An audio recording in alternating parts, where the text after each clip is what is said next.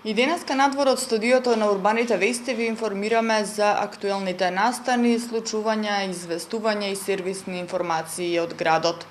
Рано утрово во 3 часот и 40 минути на обиколницата Скопје во правецот Тетово кон Велес, во близина на Клучка Радишани, патничко возило Opel Astra со скопски регистарски ознаки изгубило контрола и се превртело. При тоа возачот 40 годишен починал на местото, додека едниот сопатник 42 години се здобил со телесни повреди и со возило на итна медицинска помош бил пренесен во градската општа болница 8 септември за укажување лекарска помош. А другиот сопатник 29 години се здобил со тешки телесни повреди и бил пренесен во клиниката Мајка Тереза, каде што му била укажана лекарска помош.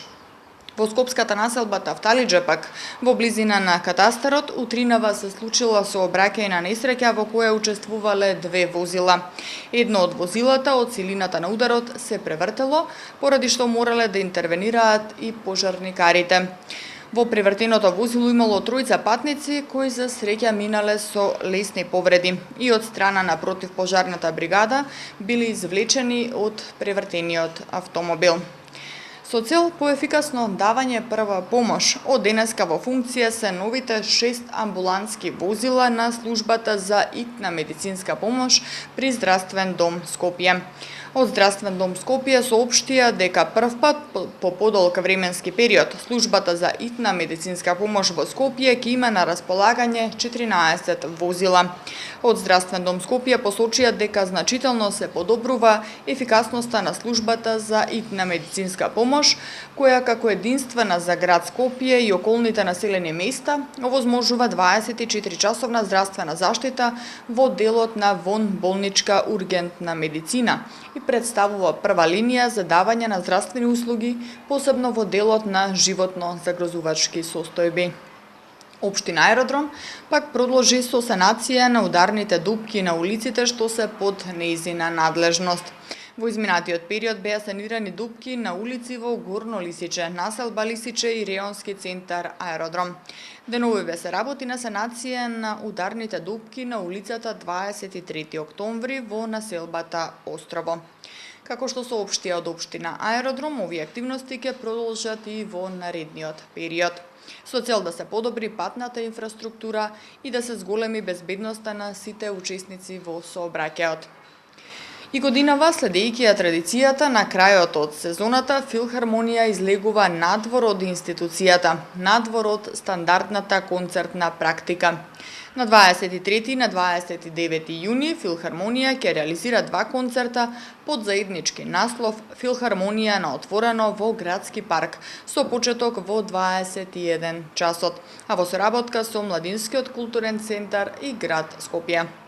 Првиот концерт ќе се одржи на 23 јуни недела и носи наслов "Но погоди".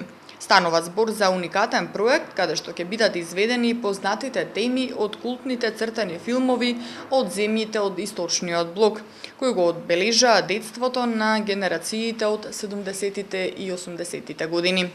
Вториот концерт ќе се одржи на 29 јуни и ќе биде насловен "Љубов и револуција" под диригентство на Џијан Емин. Во негов аранжман ќе бидат изведени едни од најпопуларните песни од сферата на поп-рок и панк музиката, која претежно ги одбележа 90-тите години. Од четврток времето ќе биде сончево и многу топло со максимални температури кои на повеќе места ќе го надминат 35 степен. Според прогнозата на Управата за хидрометеоролошки работи, в петок максималните температури ќе достигнат до 39 степени, а в сабота до 38 степени. Локален пороен дожд, грмежи и засилен ветер се очекува уште утре попладне. Од Евана Македонија за утре известуваат дека поради технички зафати во дистрибутивната електромрежа без електрична енергија ќе останат во период од 9 до 15 часот корисниците од дел од улицата Партизански пат во Драчево, општина Киселавода. И последната информација за денеска е дека на 89 годишна возраст почина денеска поетот Милан Терзовски. Терзовски е роден во 1930 година во Куманово, а во Писателската асоциација членувал од 1961 година.